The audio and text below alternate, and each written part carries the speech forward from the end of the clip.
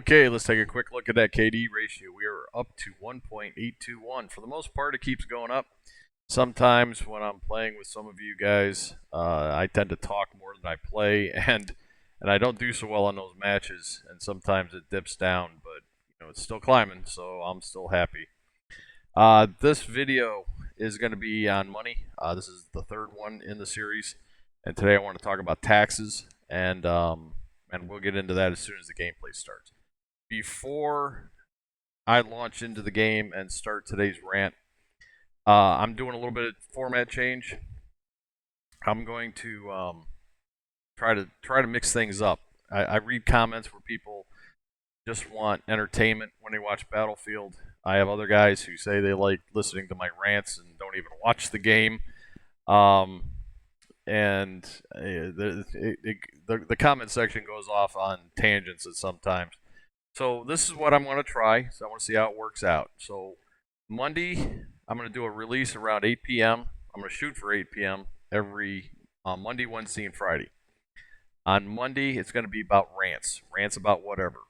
Money, gun control, sea stories, whatever.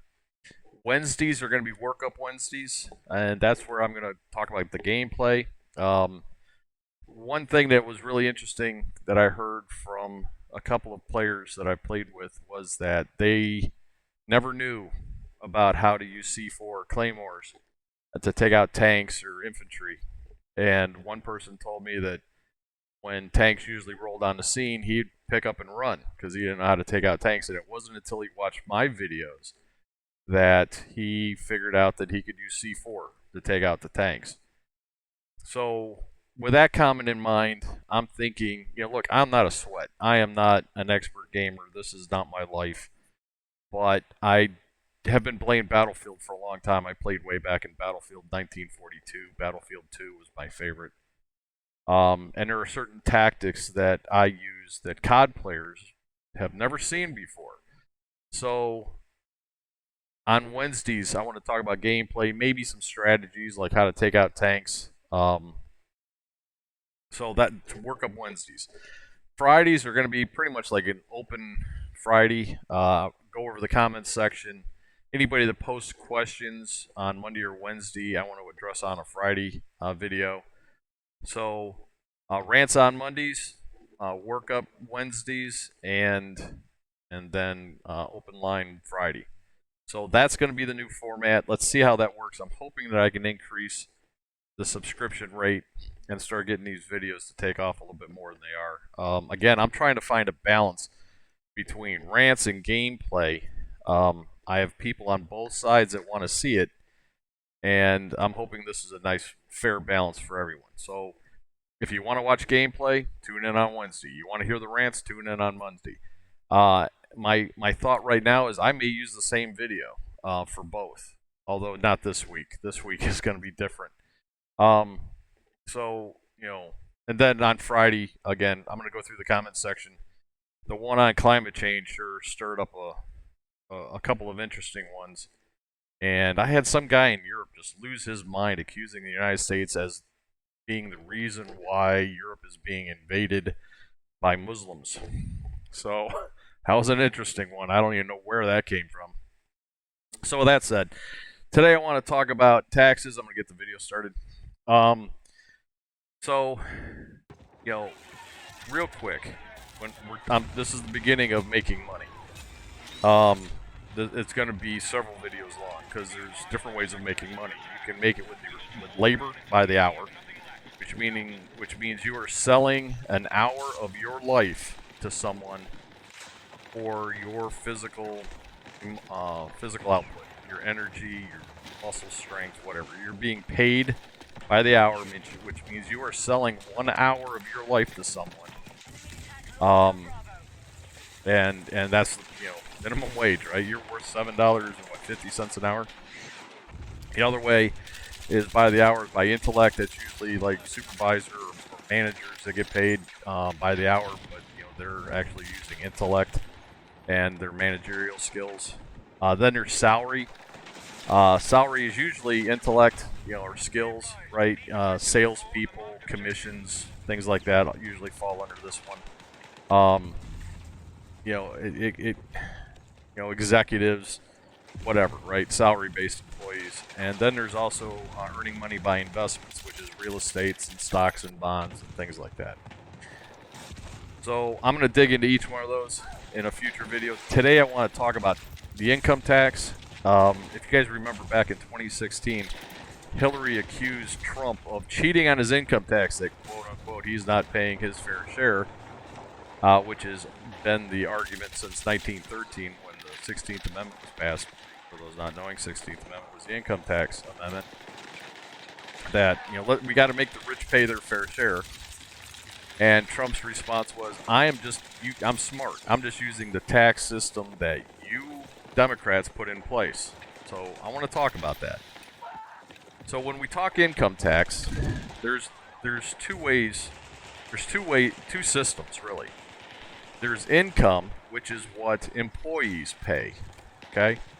So if you think about you as an employee, right? You go in, you get a job, you fill out your W-4 for your withholding.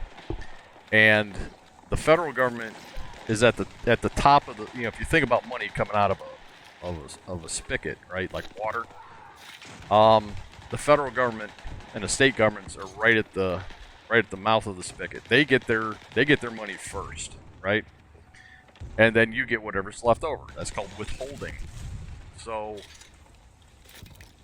the other way is revenue, and revenue is a business. Okay, so when a business earns money, it is not income. By the way, I was going around to get the tank, and the tank's already blown, and here's a whole group of guys. So, you see how that ended up. But for a business, revenue is not counted as income. It is revenue. The difference is that you as an employee paying income tax, you pay on how much, it's called the gross, right? You pay on the money as soon as it comes out of the spigot. Businesses pay after everything has been deducted. Okay, so I'm going to give an example. Let's say, hypothetically, easy math, right? 2 + 2 = 4, not whatever you feel it is, so keep math simple. Let's say you are an hourly employee and you make $10,000 a year. I know the number's low. Again, easy math. And you're in the 28% tax bracket. I'm going to use 30%, again, easy math. So out of that $10,000, right out of the gate, you owe, oh, by the way, I had that scene right there. My computer switched to desktop for some reason, and I had to switch back. I didn't show the desktop, but that's why you saw that. Really? So you make $10,000, you pay, the government right out of the gate $3,000 in taxes. So then you have $7,000 left over that you have to live on, right? Out of that $7,000, you pay rent or your mortgage, your car notes, your credit cards, your cell phone, your TV if you have cable, your internet service, your Battlefield 6 DLCs, etc. Gasoline, car insurance, homeowners insurance, renter's insurance if you're renting. So at the end of the year, right, that's you're paying $3,000. When it's all said and done, you got nothing left at the end of the year, and you paid $3,000 in tax. Now, if you run a small business, and the business makes $10,000, you don't pay tax on the $10,000. You pay on what's left over, on the quote-unquote profit. So, I run a small business. Let's say my business makes $10,000. I have $10,000 to spend. I love blowing tanks, and it was totally worth dying here. So, out of that $10,000, I pay for my house or my rent. I pay my car note. I pay my car insurance. I pay, the utilities. I pay the internet. I pay my phone. All of this stuff is tax deductible, right? All of this stuff I can write off as a business expense. See how this is working? So, in real life, my house, I use 1/3 of my house to run my business. Okay? So 1/3 of my mortgage is paid for by the business. 1/3 of all the utility bills. 1/3 of all, HOA fees. 1/3 of everything, right? I have a car that I use that's 100% paid for by the business. Pays for all the gas, the services, the insurance. All of it is paid for by the business. My cell phone, I thought that was a funny scene. Cell phone's a business expense. Cable TV is a business expense. Gasoline. Some food. Can't write it all off, but every time I have them, I go out to eat. If we talk business, that's a business meal. I write it off. So, out of the $10,000, I'm going to spend the same $7,000 that you did, that left you with zero. Right? Let's assume we have the same expenses. At the end of the $10,000, I have $3,000 left that you paid out of the gate to the income tax. Okay, so you're at zero.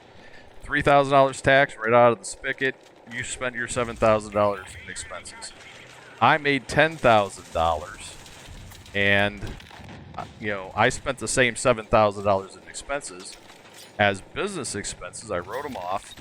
I now have $3,000 in profit.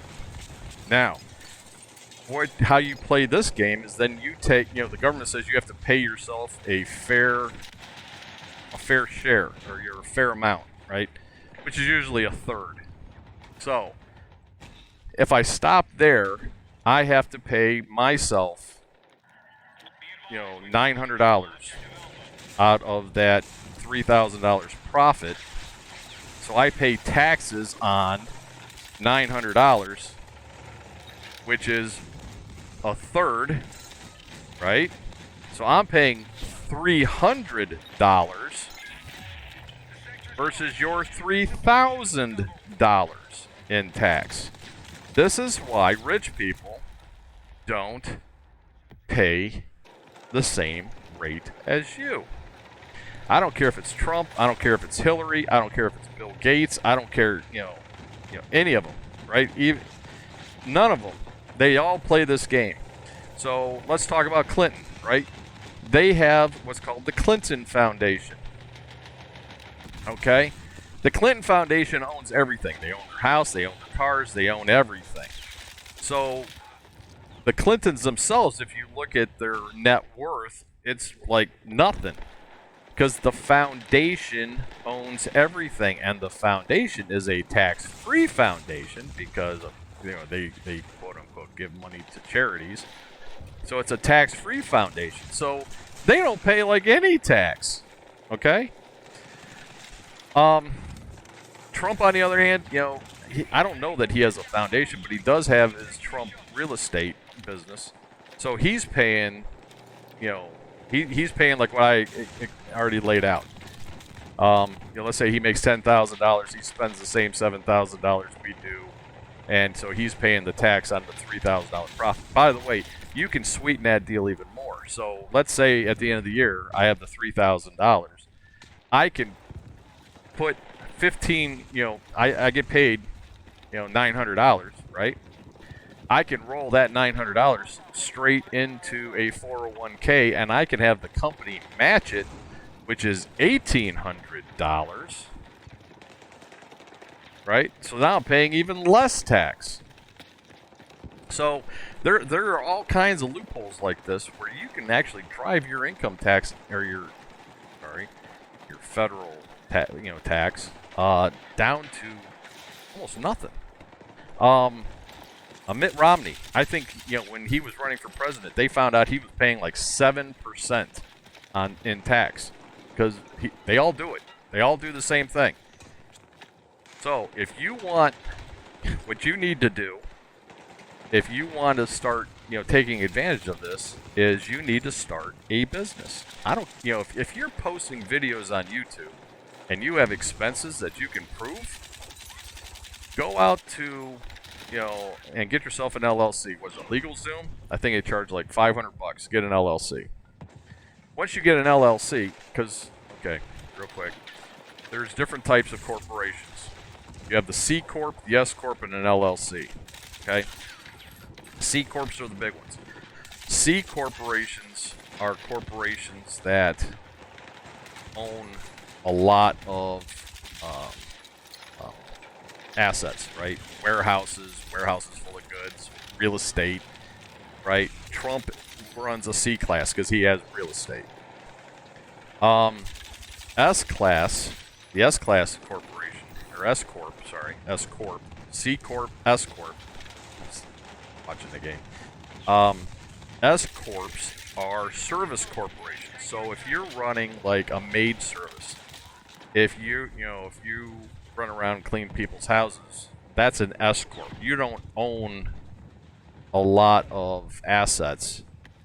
You provide services, chiropractors, doctors, things like that. Those are S corps. LLCs are limited liability corporations. These are small businesses, and those businesses actually put their income tax, their taxes on your 1040 form. Okay, so here's how that works, right? So when I was working for corporate America and I'm running my side hustle business, they both of those incomes went on my 1040. So again, easy math. Let's say my day job pays $100,000 a year. I made sure on the books that my personal LLC always lost money, right? Even though it's paying for the cars, the house, the utilities, the insurance, and it's paying for all that stuff. But at the end of the year, I made sure that business always lost money, because when it lost money, then I'm trying to be sneaky. This guy comes up behind me, he starts blowing the mines.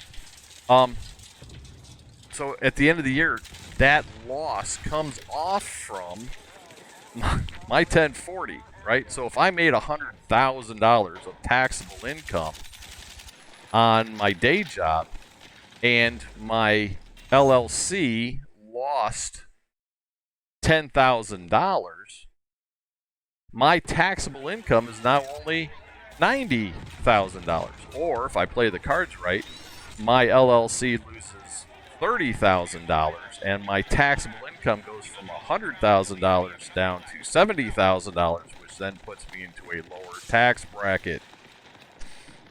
So, and by the way, real quick on taxes, since I'm kind of giving you all the secrets here, the federal government does not need an income tax, right? If you read the book, The Creature from Jekyll Island, that I linked in my video about the first video on money, there were lawsuits, there were all kinds of things when the income tax went, pretty much public, right? Not in February 1913. I'm talking about the 1950s when it really started hitting everybody.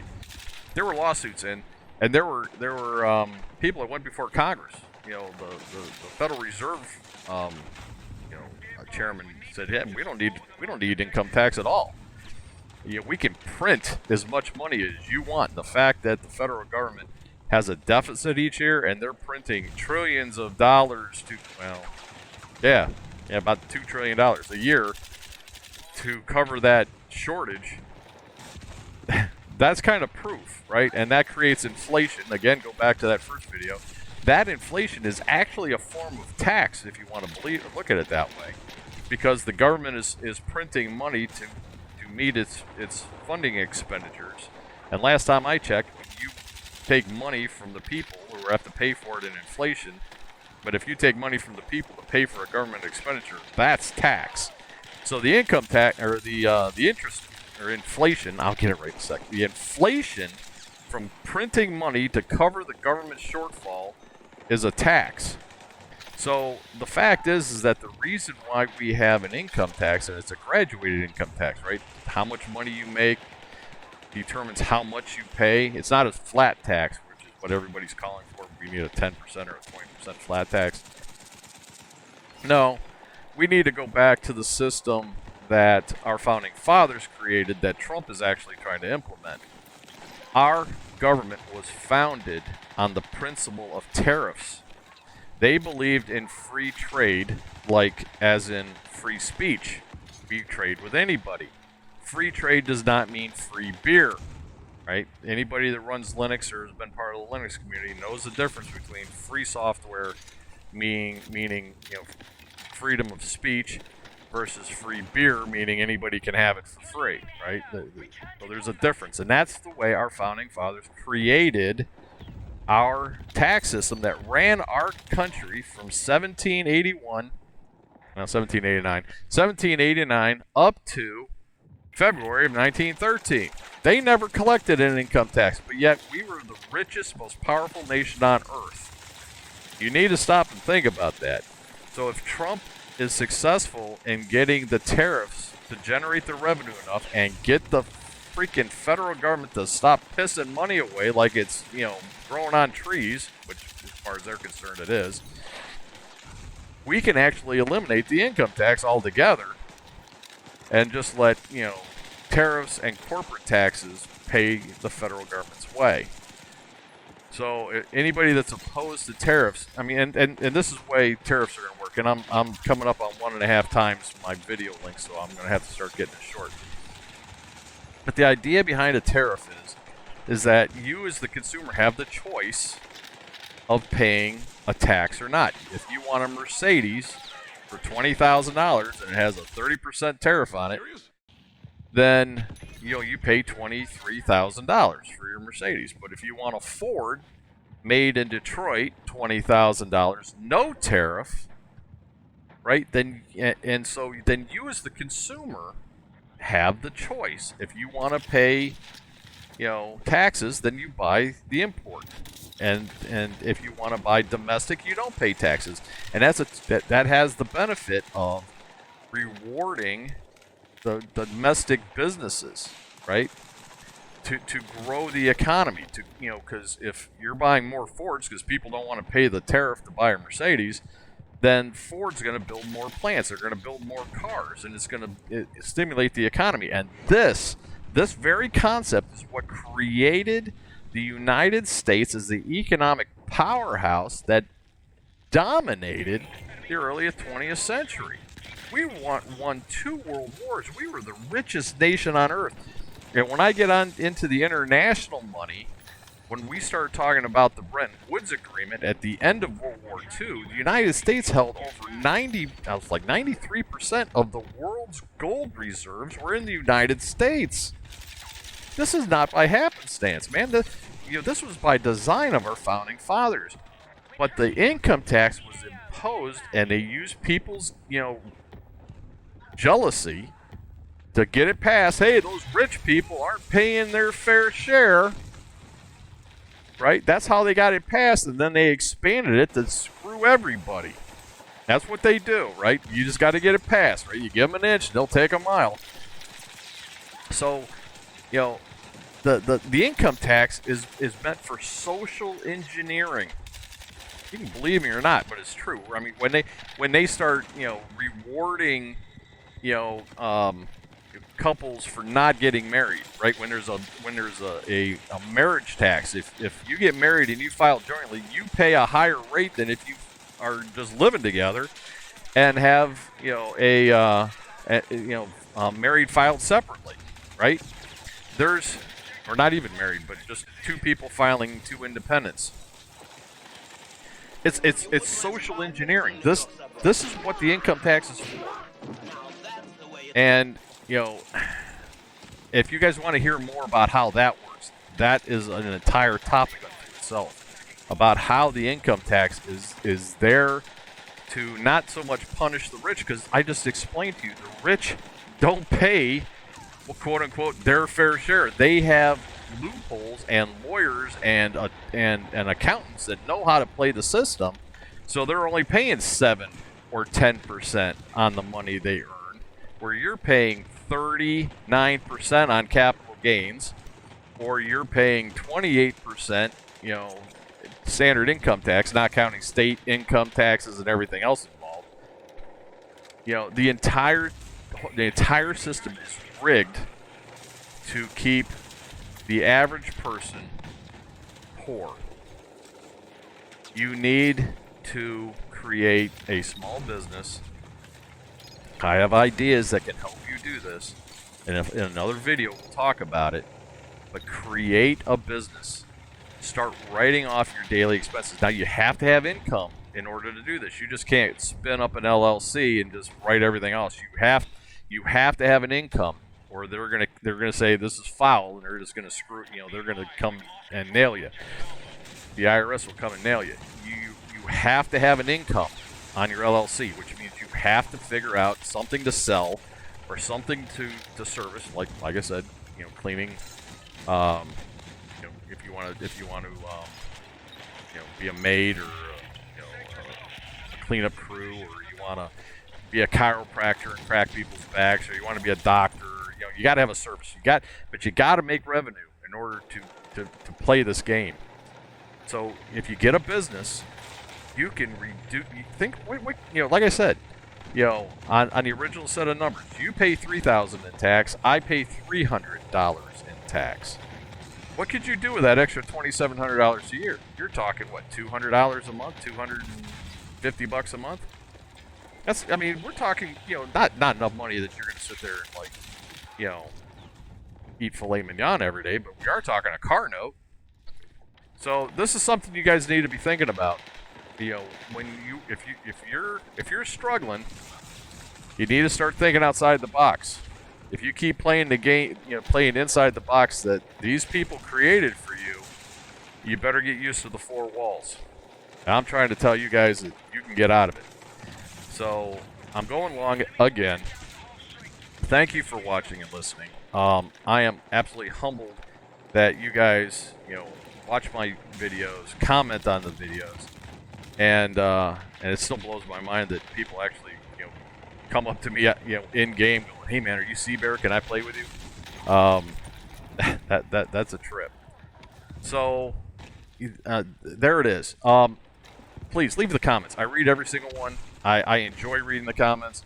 If you're going to be snarky and an asshole in the comments, just know I'm going to be snarky and an asshole back. But if you're, courteous, then I will be courteous, right? Do unto others. So, anyways, I guess that's it. I thank you so much. And this is Seabear out.